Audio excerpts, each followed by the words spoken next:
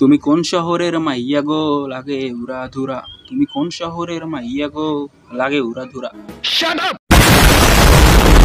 Hello friends, welcome to my channel and welcome to my new video. এখন আমি review করব লাগে উড়াধুরা গানটি। এই গানটি বেরিয়েছে 3-4 দিন হয়ে গেছে, বাট আমি রিভিউ করতে পারিনি কারণ বাংলাদেশের অবস্থা ভালো ছিল না। এটা আশা করি সবারই জানা। বাংলাদেশে ঘূর্ণিঝড় ছিল, কারেন্ট ছিল না, মোবাইলে চার্জ ছিল না, বাসায় নেটওয়ার্ক ছিল না, আরে কিছুই ছিল না।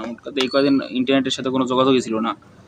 তো কালকে ইন্টারনেট এসেছে রাত্রে, কাল রাতেই আমি গানটি শুনে নিই এবং কাল রাত থেকে এই পর্যন্ত গানটি আমি শুনতেই আছি। গানটা শুনে এটাই বলা যায় যে গানটা বাংলাদেশের চার্টবাস্টার হতে চলেছে। এই গানটা বেশ কয়েক বছর মানুষের ফেভারিট লিস্টে থাকবে, প্লে লিস্টে থাকবে। গানটা best party song in Bangladesh এই পর্যন্ত।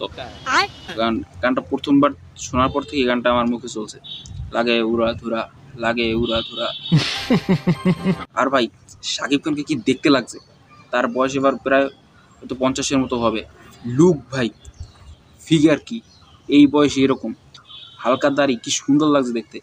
গানের মধ্যে একটা সিন আছে যখন শাকিব খান সানগ্লাস পরে, দেখে মনটা ভরে যায়। কি সুন্দর লাগছে দেখতে। মিমিকে দেখতে খুব ভালো এবং গানের লাস্টে রায়হান রাফির একটা ক্যামিও আছে। পিছন থেকে ক্যামেরাটা জুম করে তার কাছে নেয়, সে ফেরে এবং সে বলে কাট। এবং এই গানের প্রীতম হাসানেরও একটা ক্যামিও আছে। ক্যামিও বললে হবে না, কারণ চারও প্রায় 30-40 সেকেন্ডের মতো রোল আছে এই গানটিতে। সেও কালো স্যুট বুট পরে, কালো সানগ্লাস পরে সেও নেচেছিল। বাট শাকিব খান প্রথম থেকেই শেষ পর্যন্ত একলাই স্ক্রিন খেয়ে নিয়েছে। শাকিব খান যা দেখতে লাগছিল, প্রত্যেকটা পোশাকেই তাকে খুব মানাচ্ছিল। সে লম্বা এবং মিমির সাথে সব নায়কেরই মানায়, শাকিব খান একটু বেশি সুন্দর লাগছে।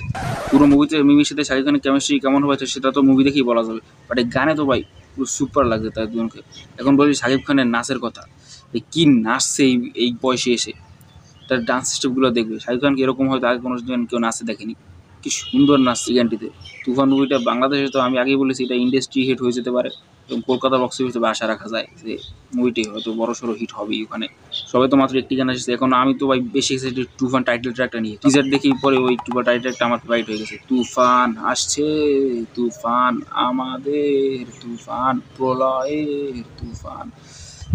অস্থির অস্থির লিরিক্সগুলো খুব সুন্দর লাগছে।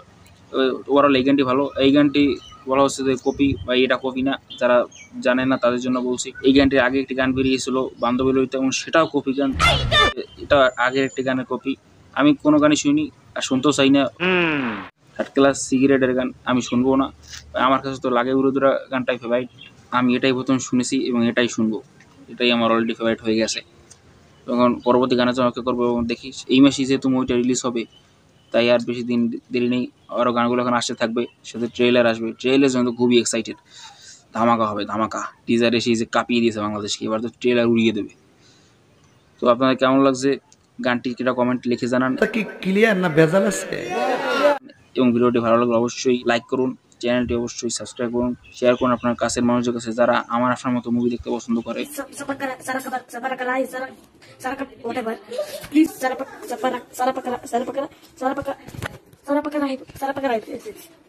Thank you for watching, goodbye. আমি কি কাউকে গালি দিয়েছি?